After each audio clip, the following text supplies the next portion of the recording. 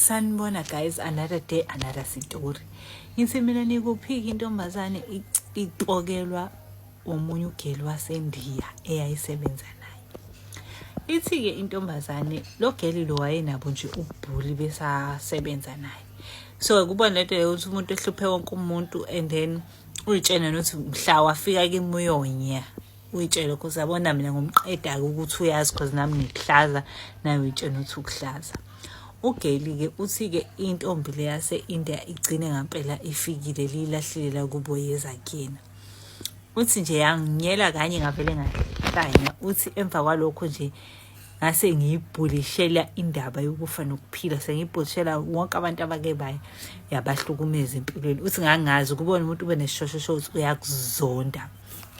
Uthi futhi ngangingenamsebenzi nalokho vele kwakungichaza ukuthi ngiyamhlukumeza ngikwenza kube miserable kuba khona kwakhe emsebenzini. Uthi ngangicruel ngalendlela nami ngingayazi. Uthi ayi ugeli nje yabo uthi nje kwaziwa nje ukuthi mina naye asibhekana ahlalelani futhi ngiyamhlukumeza ngenza sure masebenza naye nje ngenza impilo yakhe ibe nzima. Hayi kuthiwa ke ugeli kanti lo waseNdiya kuzovela abe nebhada vela gule ashone.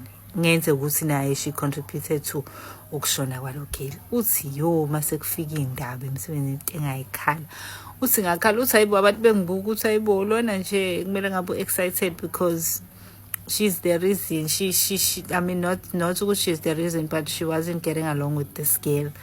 Uthi ngakhala usikwavele kwabuya konke ngabuka ubunja engibe yibona kulento bana uthi yabo nje ingilimaze lento. Uthi hayi ngikhale uthi ngize ngihanjiswe emsebenzini kuthiwa ngeke ibuya kusasa. Uthi hayi ngihambe. Uthi nje kuvele kubuye konke uthi lengane ishona ingizonda and ngihlukumezile umuntu onjani. Uthi nje ngiyiblame ngithi mhlawumbe nginesandla nje kufeni kwalengane because ibisihlezi ine-stress yabo.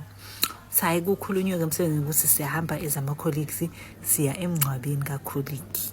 Uthi nje ithenye into ongayi ithenye nje hamba uyoxolisa inhliziyo yakho uzokwazi mhlawumbe nokuthola ithuba lokuthi uxolise nje noma ungekhulume naye but ukwazi ukuthi deep down uyaxolisa mhlawumbe uzokwamukela yabo even though ngeke sakhulume ngasasho lutho. Uthi hayi ngihambe. Uthi nje ngalendlela yokuthi ukholelwa ukuthi ugeli kushuthi wayexoxa kubo ukuthi uyahlukumeza because guys ingane enihlukumezayo ziyasho emakubo ufike ixoxo nje niyaziwa ngamagama ukuthi nihlukumeza ingane. So ke ugeli ke naye uthi ke afike kubo ke just ugeli wayexoxa because it's equal shoulder engayithola from all the family members. Uthi babeyijabulela zonke ingane engihamba nazo kodwa nje ngimi wawubona nje ukuthi kuvele kuphole mase kufikwa kumina. Usugeli ayi ngingena uthi mangena lapha hawe ma lapha eNdiya ke mabencwaba bavula ibhokisi nje ngemqalo yobona isidumbu lapha before uyosenda ama condolences. Hayi uthi nangempela ugeli sihambe. Uthi nje ngimbona uthi kuvele kubuye konke uthi ngihayize khona lapha. Uthi bengihayiza nje ubona ukuthi abayi entertain nje indaba yami. Uthi ngibanjwe ibona ngabe sihamba nabethi kahle. Uthi ngikhale ngihambe ngingayeki ngisho nokukhuluma nefamily yakho nayo futhi ngabe nandaba nje nami. Uthi nje bengayingeni indaba yami. Uthi ayihlalweke kusontweke nje yabo kwenziwe nje program yonke ngendlela ebizokwenziwa ngayo. Uthi ngenze one biggest mistake of my life. Uthi mase kuhanjwa evele ithatha iprogram ayifake kwibag yakhe ahambe nayo. Uthi before lo khaza afake ku program uthi ngiyayifila ukuthi angamukelekile even nalomuntu engizomncaba ngiyeza ukuthi akekho happy ngokuthi ngilawo kuyizela lento ukuthi uyifeel. Uthi ngifeel ukuthi no angamukelekile la kahle nje kumele ngabe ngiyahamba but ngihlale. Uthi nje ngikhulume ngenhliziyo ngixolise kule ngane but nje kungangenzeli imehluko ngizwe nje kahle ukuthi no lo muntu ola ngiyamhlukumeza ipresence yami nje iyamhlukumeza shathi uyezulwini sezovinjwa yimini ukuthi engani.